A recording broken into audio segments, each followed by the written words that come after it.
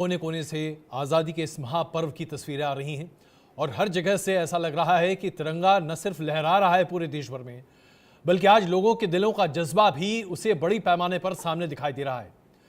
प्रधानमंत्री नरेंद्र मोदी ने आज अपने भाषण में लाल किले के प्राचीर से कई प्रमुख बिंदुओं पर चर्चा की। उन्होंने इस बात को लेकर हर देशवासी को जगाया कि आज हमें अपनी विरासत पर गर्व होना चाहिए, हमें वो आत्मविश्वास दिखाना चाहिए जिसकी वजह से 75 साल के हम अपने आज़ाद हिंदुस्तान के बाद अगले 25 साल की तैयारी करें। और इसके लिए आवश्यक है कि एक आत्मविश्वास से भरा भारत, एक उत्साहित भारत, आकांक्षाओं से भरा भारत आगे निकले और आगे बढ़ता हुआ दुनिया के पटल पर यह छाते हुए कहे कि हम भारत हैं, देखिए हम पहले भी सोने की चिड़िया थे, आज भी हम सोने की चिड़िया ही हैं। आइए आपको दिखाते हैं प्रधानमंत्री जी ने लाल किले के प्राचीर से क्या प्रमुख बातें कही हैं।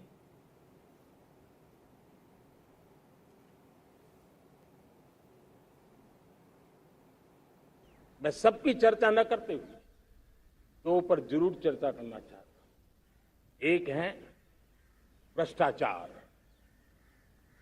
दूसरा है भाई भतीजावाद, परिवारवाद। भारत जैसे लोकतंत्र में जहां लोग गरीबी से जूझ रहे हैं, जब ये तरफ से देखते हैं, एक तरफ वो लोग हैं जिनके पास रहने के लिए जगह नहीं है, दूसरी पार वो तरफ लोग हैं जिनको अपना चोरी किया हुआ माल रखने के लिए जगह नहीं है। ये स्थिति अच्छी नहीं है।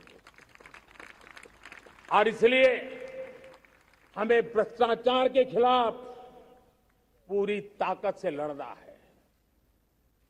पिछले 8 वर्षों में डायरेक्ट बेनिफिट ट्रांसफर के द्वारा आधार, मोबाइल, इन सारे आधुनिक व्यवस्थाओं का उपयोग करते हुए 2 लाख करोड़ रुपए जो गलत हाथों में जाते थे, उसको बचा करके देश की भलाई के लिए काम लगाने में हम सफल हुए हैं। जो लोग पिछली सरकारों में बैंकों को लूट लूट करके भाग गए, उनकी संपत्तियां जब्त कर करके वापस लाने की कोशिश कर रहे हैं। कईयों को जेलों में जीने के लिए मजबूर करके रखा हुआ है। हमारी कोशिश है जिन्होंने देश को लूटा है उनको लौटाना पड़े, वो स्थिति हम पैदा करेंगे। भाइयों बहनों, अब भ्रष्टाचार के खिलाफ मैं साफ देख रहा हूं कि हम एक निर्णायक कालखंड में कदम रख रहे हैं। बड़े बड़े चमरबंदी भी बच नहीं पाएंगे। इस मिजाज के साथ भ्रष्टाचार के खिलाफ एक निर्णायक कालखंड में अब हिंदुस्तान कदम रख रहा है। और मैं लाल किले की प्राचीर से बड़ी जिम्मेवारी के साथ कह रहा हूं। और इसलिए भाइयों बहनों, भ्रष्टाचार दीमक की तरह देश को खोखला कर रहा है। मुझे इसके खिलाफ लड़ाई लड़नी है, लड़ाई को तेज करना है, निर्णायक मोड़ पे लेकर के ही जाना है। तब मेरे 130 करोड़ देशवासी, आप मुझे आशीर्वाद दीजिए, आप मेरा साथ दीजिए।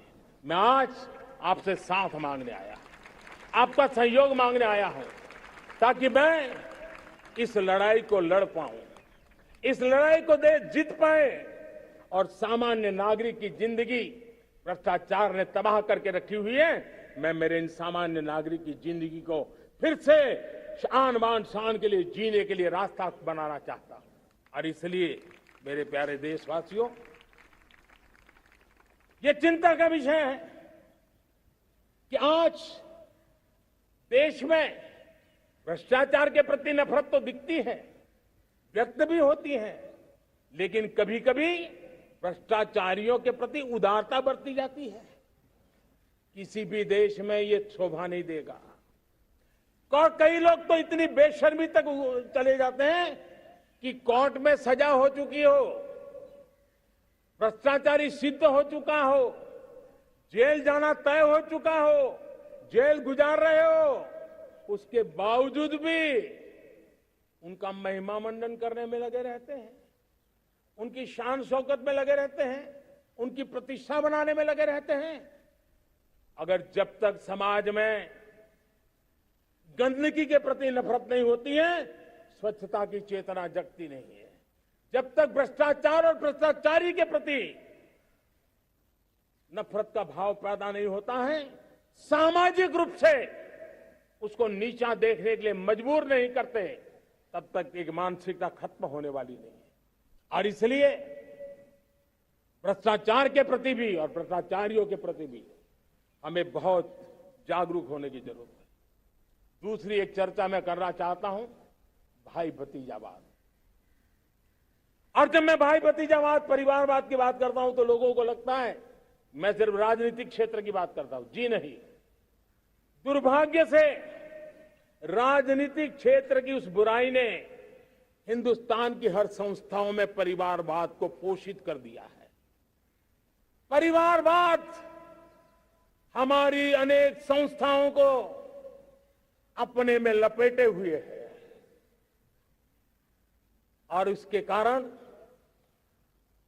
मेरे देश की टैलेंट को नुकसान होता है, मेरे देश के सामर्थ्य को नुकसान होता है। जिनके पास अवसर की संभावनाएं हैं, वो परिवारवाद, भाई भतीजे के बाद बाहर रह जाता है।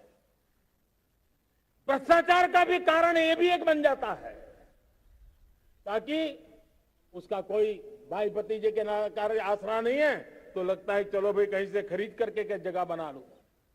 इस परिवारवाद से, भाई भतीजावाद से हमें हर संस्थाओं में एक नफरत पैदा करनी पड़ी होगी, जागरूकता पैदा करनी होगी, तब हम हमारी संस्थाओं को बचा पाएंगे। संस्थाओं के उज्जवल भविष्य के लिए बहुत आवश्यक है। उसी प्रकार से राजनीति में भी परिवारवाद ने देश के सामर्थ्य को सबसे सारा अन्याय किया है। परिवारवादी राजनीति परिवार की भलाई के लिए होती है, उसको देश की भलाई से कोई लेना देना नहीं होता है। और इसलिए लाल किले की प्राचीर से तिरंगे झंडे के आन बान शान के नीचे भारत के संविधान का स्मरण करते हुए मैं देशवासियों को खुले मन से कहना चाहता हूं, आइए हिंदुस्तान के राजनीति के शुद्धिकरण के लिए भी, हिंदुस्तान की सभी संस्थाओं के शुद्धिकरण के लिए भी हमें देश को इस परिवारवादी मानसिकता से मुक्ति दिला करके योग्यता के आधार पर देश को आगे ले जाने की ओर बढ़ना होगा। हम सभी देशवासी कृतज्ञ हैं पूज्य बापू के, नेताजी सुभाष चंद्र बोस के, बाबा साहब आंबेडकर के,